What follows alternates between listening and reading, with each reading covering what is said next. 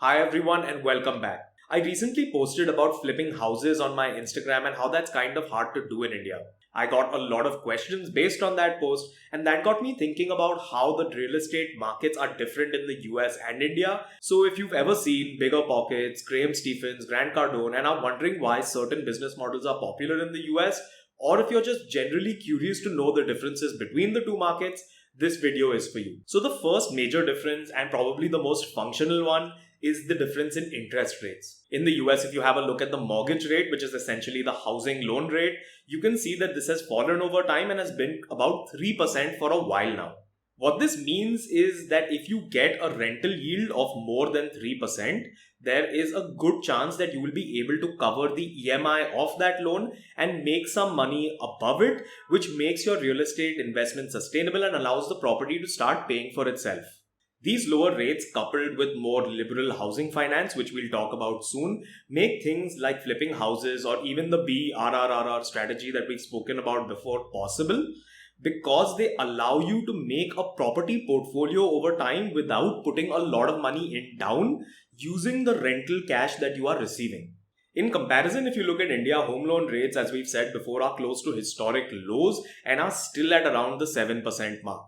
This, coupled with the fact that yields for residential properties in India tend to be below 7%, well below 7% in fact, means that a lot of these business models don't become possible over here. Now, if you'd like to know why the interest rates are lower there for housing finance, that's pretty complicated. But the basic answer is that you're comparing a mature economy to an emerging market economy in India. The second key difference here is exposure to financial markets. The process of securitization, that is making a security or financial product backed by a physical real estate asset, is way more further along in a mature market like the US. Let's take REITs for example. If you'd like to compare the two, you can see the difference between these markets. In India, there are 3 REITs, and if you combine their market cap, you'll get a total of about 55 to 56,000 crores, which would be around $8 billion.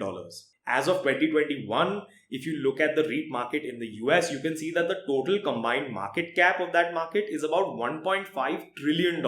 So you can see that in terms of just REIT markets, the market in the US is literally 200 times larger than the REIT market we have here today. The difference in these markets is also expressed by the variety of assets included in these REITs and financial products. In the US, you've seen data center REITs, hospitality REITs, commercial REITs, multifamily housing REITs, while in India, we've confined ourselves at the start to commercial office spaces. This means that on the finance side of things, there's a much greater acceptance of real estate as an investable asset, and even financial institutions are way more liberal when it comes to including real estate in financial products. However, this isn't by default a good thing, and if you'd like to see how this process can get kind of out of hand and possibly cause economic crises, I suggest you have a look at The Big Short, which is a great film if you haven't already. One of the more critical parts of the BRRRR strategy, for example, is refinancing. Refinancing essentially involves going to another bank and getting a loan from them for a property at a higher valuation than you did before. These sort of services just aren't available in India, as markets here aren't as liberal and are in fact a little conservative, especially when it comes to real estate based financing. The final key point here is maturity. Both these markets are at very different stages of their life cycle. For example, the real estate industry in the US has already been through the process of creating financial products out of real estate assets.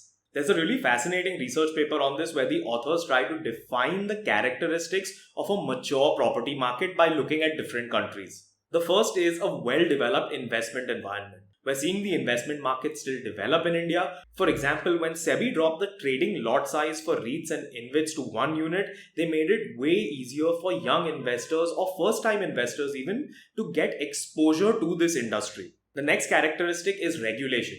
This is something we're seeing develop now as well.